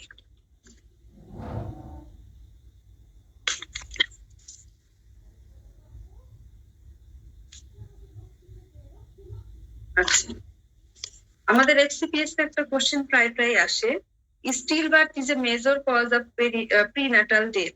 হ্যাঁ, এই কোশ্চেনটা আপু নিউনেটোলজির সাথে একটু শর্ট নোট হিসাবে রেডি করে রাখবেন। এটা আমরা জানি সবাই যে স্টিল বার্থ একটা major cause of prenatal death. এটাকে হচ্ছে অনেক সময় আসে যে হোয়াট স্টেপ, কি স্টেপ নিব টু মিনিমাইজ দিস, অথবা এটাকে ইলাবোরেট করতে বলে। এই শর্ট নোটটা আমরা একটু এই নিউনেটোলজির সাথে রেডি করে রাখবো।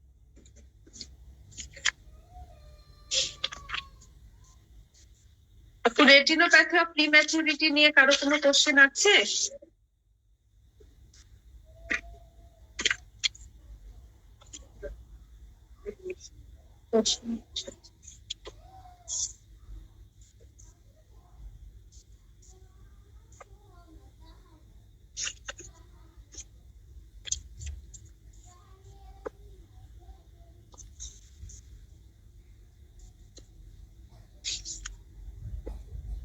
আচ্ছা, এরপরে আমরা আমাদের নেক্সট টপিকে যাই, অ্যান্টিপার্টাম এন্ড ইন্ট্রাপার্টাম ফিটাল সার্ভেইলেন্স। আচ্ছা, আরেকটা জিনিস আপু, নিউনেটোলজি থেকে হলো নন ইমিউন ফিটাল হাইড্রক্স, এই শর্ট নোটটা দত্তে খুব সুন্দর করে আছে, অনেকগুলো কজ, এটা একটু শিখে রাখতে হবে, এটা তো জাস্ট মুখস্থ করা। নন ইমিউন ফিটাল হাইড্রক্স এর শর্ট নোটটা মুখস্থ করে ফেলতে হবে, এটা দত্ত থেকে দাগায় পড়ে ফেলবেন।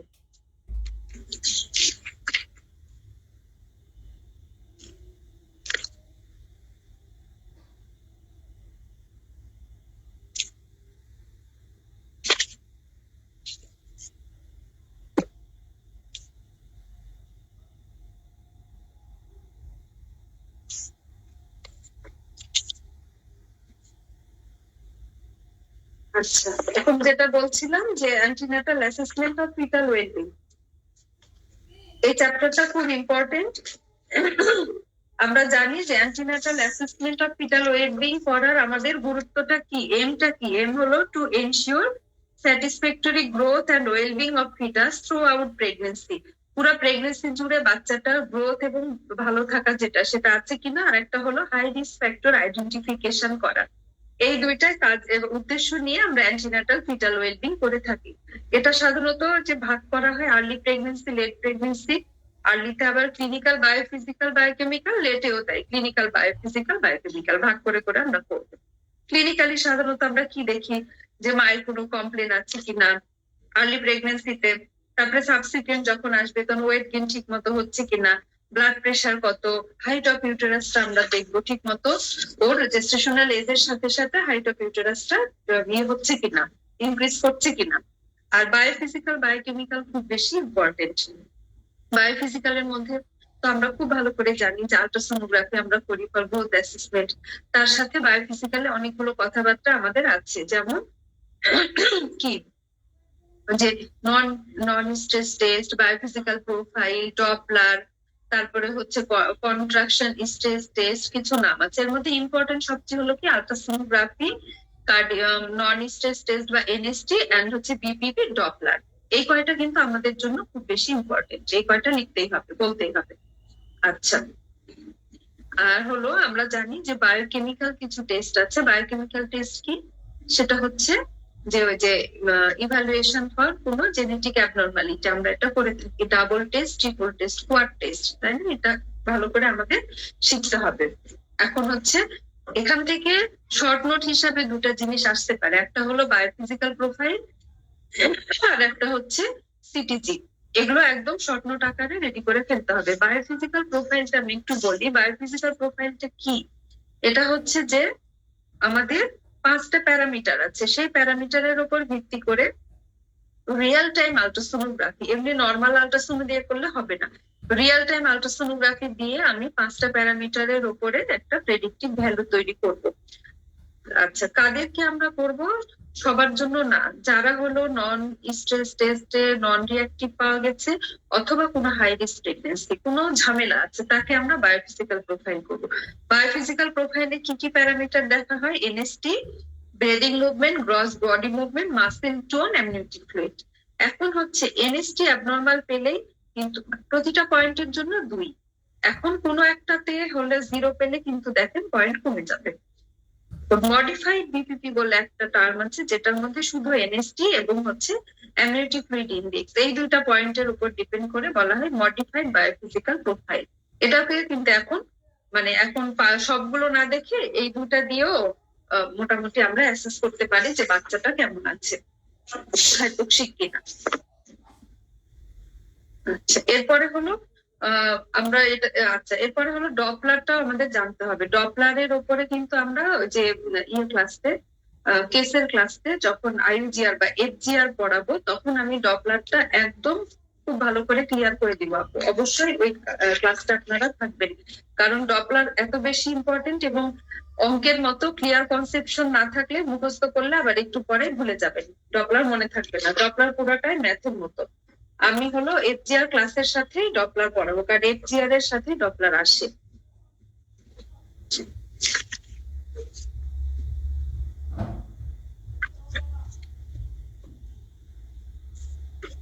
এখানে আরেকটা হচ্ছে বাচ্চার ম্যাচুরিটি, পালমোনারি ম্যাচুরিটি দেখার জন্য কিছু পরীক্ষা করা হয়, যেমন কি pulmonary surfactant, estimation of pulmonary surfactant কিভাবে আমরা করি, লেসিথিন স্পিগমাইলিন রেশিও, এলএস রেশিও দিয়ে। ঠিক আছে, এটা হলো বলা হয় যে স্পেশাল টেস্ট যদি আমাদের ফ্যাসিলিটি অ্যাভেলেবল থাকে তাহলে আমরা হচ্ছে বাচ্চার পালমোনারি ম্যাচুরিটি দেখার জন্য এস্টিমেশন অফ সারফেক্টেন্টটা করতে পারি। তাহলে এই হচ্ছে মোটামুটি আমাদের বায়োফিজিক্যাল টেস্ট গুলো গেল। আর বায়োকেমিক্যাল টেস্টের মধ্যে যেটা আমি তখন নাম বলেছিলাম আপনারা জানেন যে ডাবল টেস্টের মধ্যে কি করা হয়, বিটা ইসিজি করা হয়, আর হলো ওই যে প্যাপ এ করা হয়, প্রেগনেন্সি অ্যাসোসিয়েটেড প্লাজমা প্রোটিন। যদি বিটা ইসিজি বাড়ে আর প্যাপ কমে তাহলে এটা আমাদের হচ্ছে কি প্রেডিকশন অফ ডাউন সিনড্রোম। আমরা এটা স্ক্রিনিং টেস্ট বলি এটাকে, এটা আমাদের কনফার্মেটরি না, এটা হচ্ছে স্ক্রিনিং টেস্ট, এই জন্য প্রেডিকশন অফ ডাউন সিনড্রোম। তখন আমরা এটা কনফার্ম হওয়ার জন্য আবার হচ্ছে ইয়ে করবো, ইনভেসিভ প্রসিডিউরে যাবো। আর তারপরের উইকস আর একটু হচ্ছে 15 to 20 উইকস এর এই সময়ে আমরা করি কি ট্রিপল টেস্ট। ট্রিপল টেস্টের হচ্ছে কি কি মার্কার করা হয়, ম্যাটার্নাল সেরাম আলফা ফিটোপ্রোটিন, আনকনজুগেটেড ইস্ট্রিওল, তারপরে হচ্ছে বিটা ইসিজি ইনহিবিন। আনকনজুগেটেড ইস্ট্রিওল আর ম্যাটার্নাল সেরাম আলফা ফিটোপ্রোটিন যদি ডিক্রিজ করে, বিটা ইসিজি আর ইনহিবিন ইনক্রিজ করে, তাহলে ডাউন সিনড্রোম। এই দুটা হচ্ছে একটা ডাবল টেস্ট বলা হয় আর একটা হচ্ছে ট্রিপল টেস্ট বলা হয়। আর কোয়াড টেস্ট, ইনহিবিন সহ যেটা সেটা কোয়াড টেস্ট, আর ইনহিবিন ছাড়া ম্যাটার্নাল সেরাম আলফা ফিটোপ্রোটিন, আনকনজুগেটেড ইস্ট্রিওল আর বিটা ইসিজি, তিনটা হলে ট্রিপল। তাহলে ডাবল, ট্রিপল, কোয়াড, এগুলো হচ্ছে আমার তিনটায় কি টেস্ট, এগুলোকে আমরা বলি ইয়ে বায়োকেমিক্যাল টেস্ট। বায়োকেমিক্যাল টেস্ট এগুলোতে যদি কারো পজিটিভ পাওয়া যায় তাহলে তখন আমরা তাদের জন্য ইনভেসিভ প্রসিডিউরে চলে যাব। ইনভেসিভ প্রসিডিউর কি কি করবো, chorionic villus sampling, amniocentesis and হচ্ছে কর্ডোসেন্টেসিস। কোরিওনিক ভিলাস স্যাম্পলিং আমরা করি হচ্ছে 10 সপ্তাহ থেকে 13 সপ্তাহে, আর হচ্ছে অ্যামনিওসেন্টেসিস করি 15 সপ্তাহের পরে, কর্ডোসেন্টেসিস করবো 18 থেকে 20 সপ্তাহে।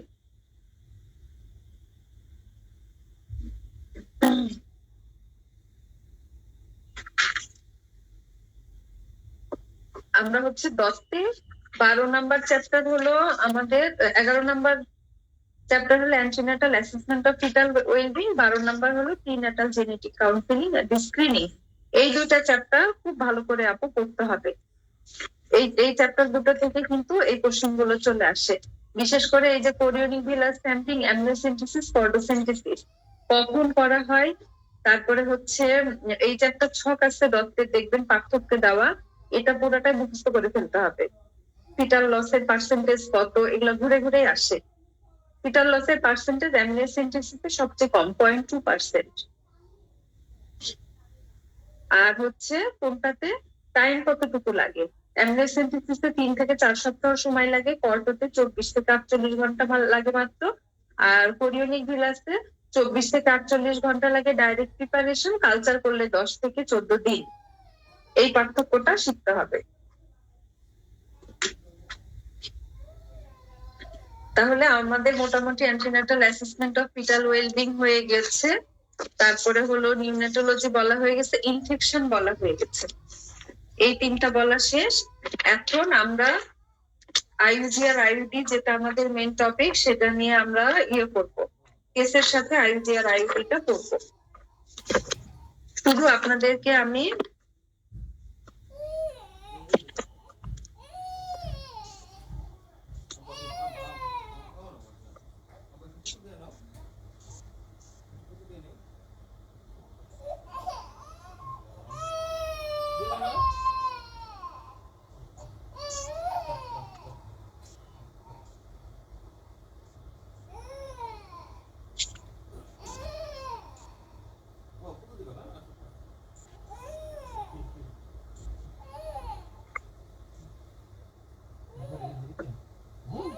আচ্ছা, অনলাইনে কি আপুরা কেউ আছেন আমার সাথে?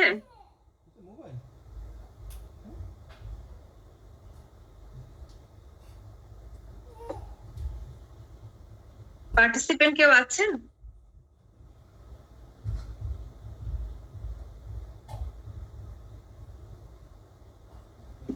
ম্যাম 3 জন আছেন এখন অনলাইনে। আচ্ছা,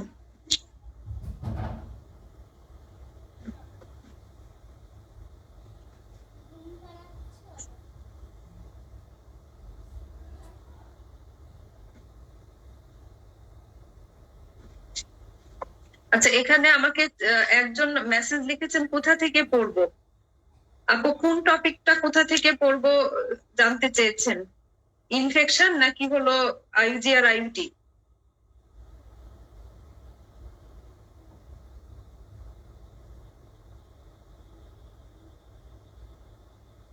আচ্ছা, ইনফেকশন হচ্ছে আপু দত্ত অবশ্যই পড়বো, সাথে হচ্ছে হাই রিস্ক প্রেগনেন্সির বইটা পড়বো, এরিয়াসের হাই রিস্ক পড়বো, দত্ত পড়বো।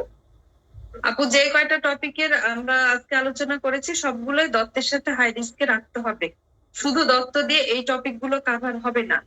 আর আমি যেই কথাগুলো বললাম যদি প্রত্যেকটা নোট করে রাখেন তাহলে আপনার হচ্ছে গোছানো থাকবে, এটা আর বেশি খুঁজতে হবে না, সাথে একটু হাই রিস্কটা দেখলেই হবে।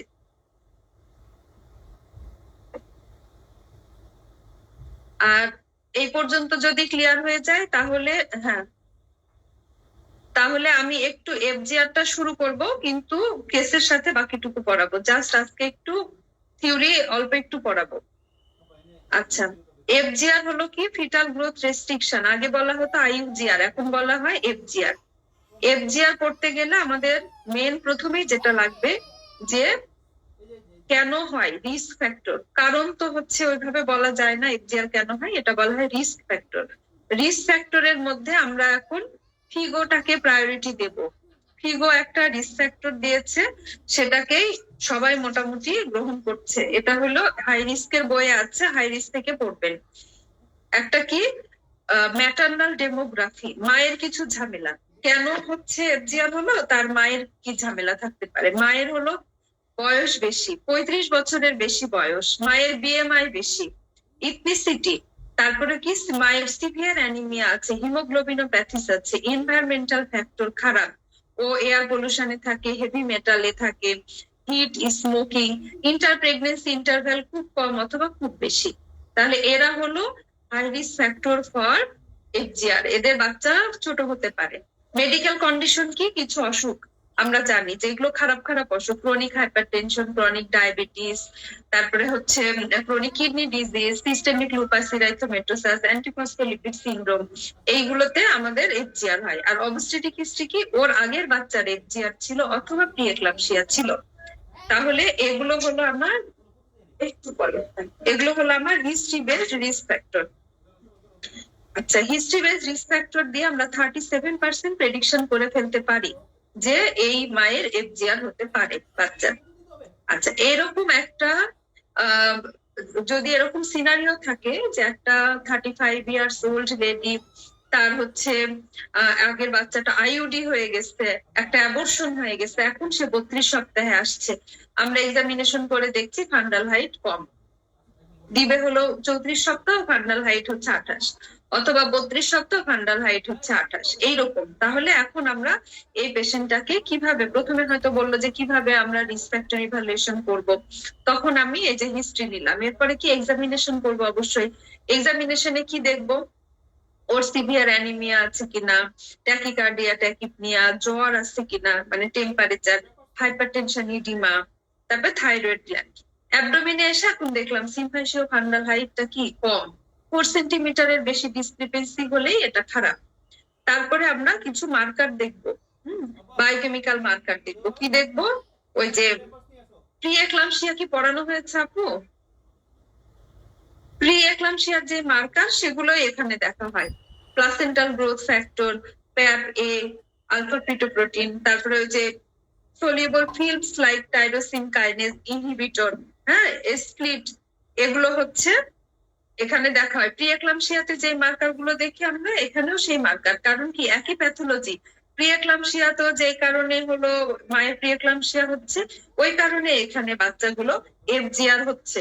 এই প্লাসেন্টাল গ্রোথ ফ্যাক্টর গুলো কম থাকে, পিএলজিএফ কম থাকে, আর ওই যে প্যাপ্পা কম থাকে, আর বেশি থাকবে কি স্প্লিট আর এইচটিজি, এগুলো বেশি থাকবে, খারাপ গুলো বেশি থাকবে, আর যেগুলো ভালো প্লাসেন্টাল গ্রোথ ফ্যাক্টর যারা বাচ্চার গ্রোথ করতো তারাই কম থাকবে। আচ্ছা, আমরা তাহলে এগুলো দেখলাম। অ্যাবডোমিনে হচ্ছে বলা হয় যে এরপরে হচ্ছে আমার ইনভেস্টিগেশনের মধ্যে ফিটাল বায়োমেট্রি করা হবে। ফিটাল বায়োমেট্রি করলে আমরা কি বাচ্চার হচ্ছে এসি মানে অ্যাবডোমিনাল সার্কামফারেন্স, এটা খুব ইম্পর্টেন্ট, বলা হয় মোস্ট সেন্সিটিভ সিঙ্গেল মেজারমেন্ট, এটা দেখেই আমরা বুঝতে পারবো যে বাচ্চার এফজিআর হচ্ছে। অ্যাবডোমিনাল সার্কামফারেন্স, তারপরে হলো আর কি দেখা হয়, বাচ্চার ওয়েট দেখা হয়, ওজন। বাচ্চার হচ্ছে 30 সপ্তাহের পরে 14 দিনে 200 গ্রাম করে ওজন বাড়তে হবে। 30 সপ্তাহ পার হয়ে যাওয়ার পরে 2 সপ্তাহে 200 গ্রাম করে ওজন বাড়তে হবে। সেটা যদি না বাড়ে তাহলেও সেটা এফজিআর। আর আমরা কি কি করতে পারি, এই যে বায়োমেট্রিক ছাড়া মানে আল্ট্রাসোনোগ্রাম ছাড়া আমরা করতে পারি বাচ্চার হচ্ছে বায়োফিজিক্যাল প্রোফাইল এন্ড হচ্ছে ডপলার। অ্যাবনর্মাল ডপলার এটা কিন্তু মানে বাচ্চার হচ্ছে এফজিআর এর বাচ্চার একটা কি পয়েন্ট। অ্যাবনর্মাল ডপলার দিয়েই আমরা এখানে ডায়াগনোসিস করব, মনিটর করব ডপলার প্যারামিটার দিয়ে। তারপরে হচ্ছে টার্মিনেশন কখন করতে হবে সেটা ঠিক করব, সবকিছু ডপলার প্যারামিটার দিয়ে আমরা এখানে নির্ধারণ করব।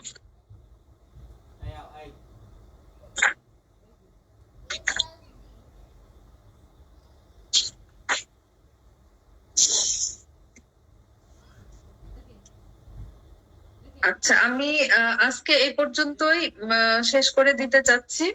আমার সাথে যারা আছেন আমি হলো আজকে এই পর্যন্ত শেষ করে দিব। ক্লিনিক্যাল ক্লাসে এফজিআর আর হলো আইইউডিটা আমি ডিটেলস পড়াই দিব, ডপলার সহ।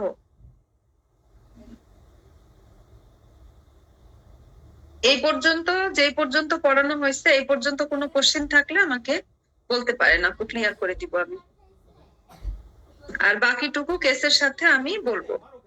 আপনারা যদি সম্ভব হয় এফজিআরটা একটু রিডিং করেন, কেস পড়ার আগে একটু রিডিং করেন, সুবিধা হবে।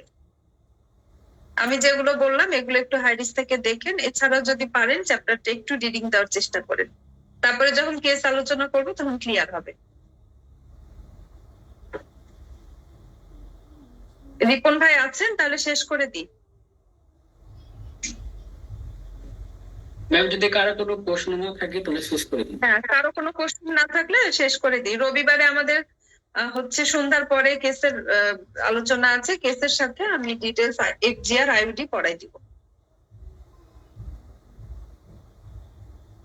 ম্যাম মনে হচ্ছে কারো কোনো কোশ্চেন নেই, তাহলে আমরা শেষ করে দিচ্ছি। ঠিক আছে, থ্যাংক ইউ।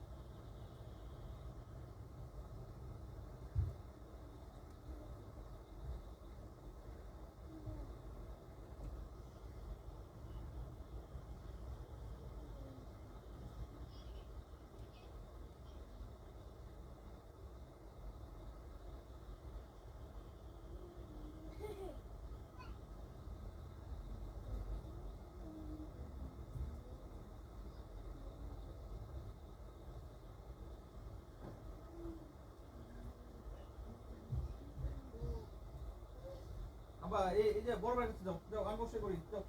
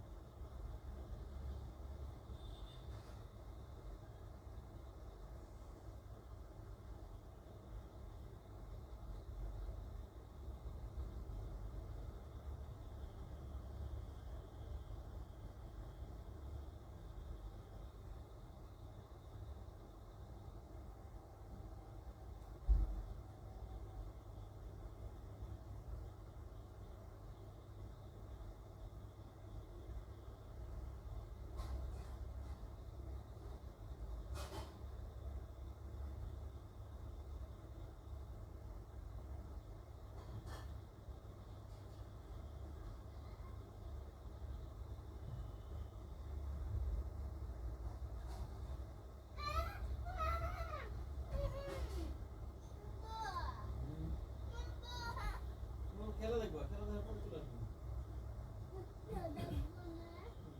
কি কই আবার ছোট নিয়ে ছোট নিয়ে গোল দিলেই ডাকবা স্পেন গোল দিলেও ডাকবা যে গোল দিচ্ছে তাহলে ডাকবা ছোট নিয়ে এসে গেল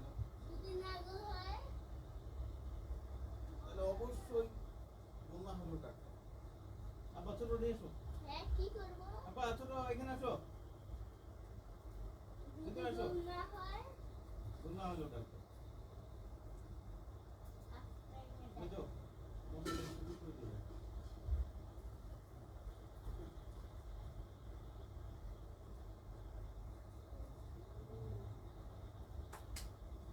বাইরে শো শো শো কাবুলে কাবুলে কাবু কাবু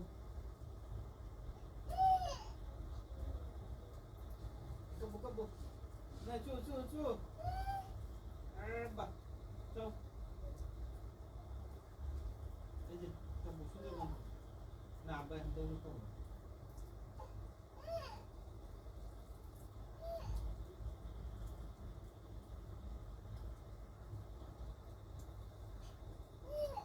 আব্বা দেখি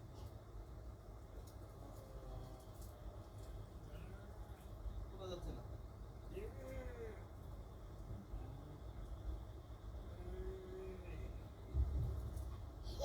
অনেক শক্ত না দৌড়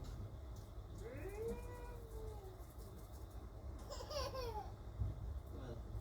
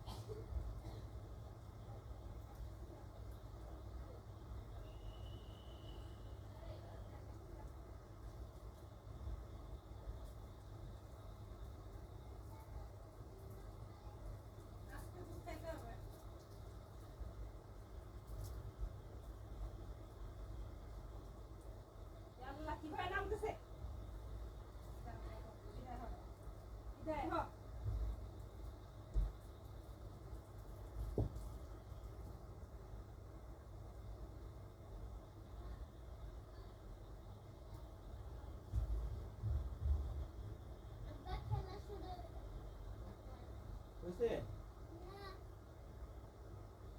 তাই তো আব্বার কাছে শুশু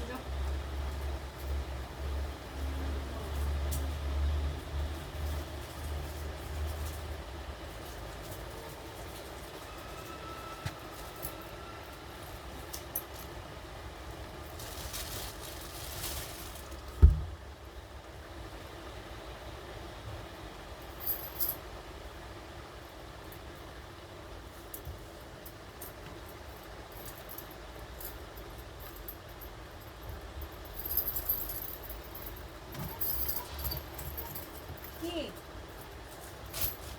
যাও যাও যাও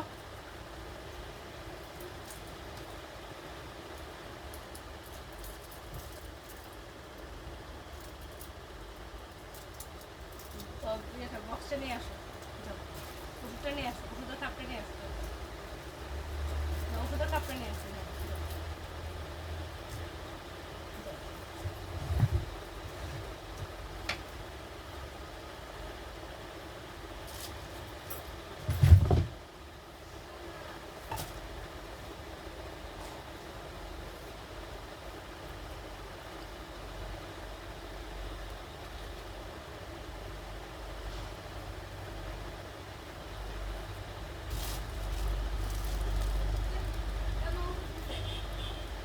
কি আচ্ছা পরে রাখো যাও এখান থেকে সরো যাও।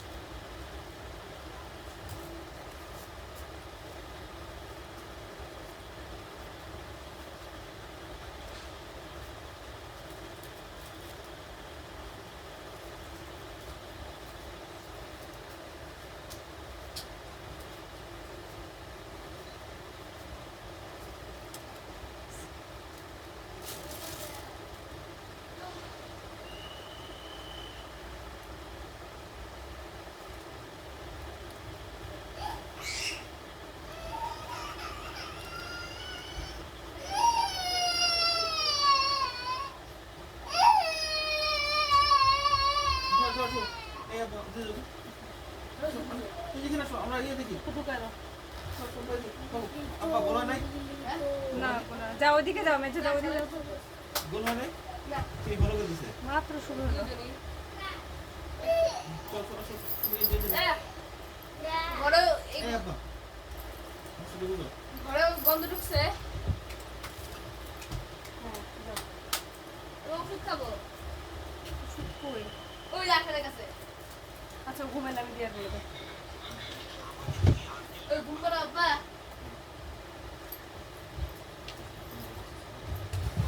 বাবু তুমি কি টাকা দিছো ওইদিকে রাখছো? না বাবু এইগুলো সব? না না হ্যাঁ আমি টাকা ওদিকে রাখি ওইদিকে রাখো না। আচ্ছা। এই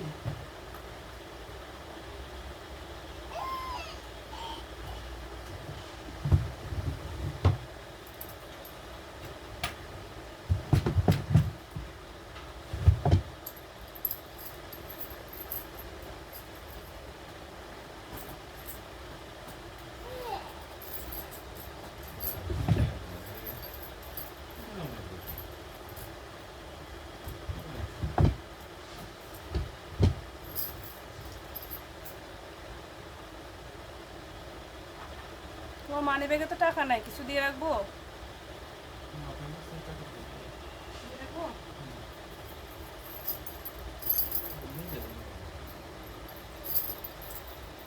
তোমার তো কিছুই নাই খুচরা মুচরা, 100-200 টাকাও তো নাই। যা আছে সব নিয়ে কি দিব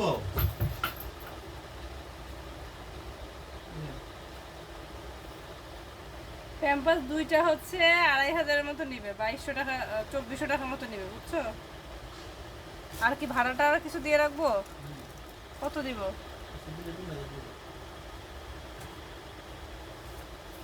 রাখলাম।